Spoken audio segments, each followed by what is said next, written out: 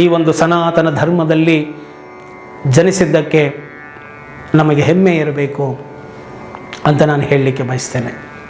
ನೋಡಿ, ಆಕಾಶಂ ಪತಿತೋ ತೋಯಂ ಸಾಗರಂ ಪ್ರತಿಗಚ್ಚತಿ. ಆಕಾಶದಿಂದ ಮಳೆಯು ಬರುತ್ತೆ, ಏನು ಅದು ಎಲ್ಲ ಕಡೆ ಮಳೆಯಾಗಿ ನೀರು ಬೀಳುತ್ತೆ.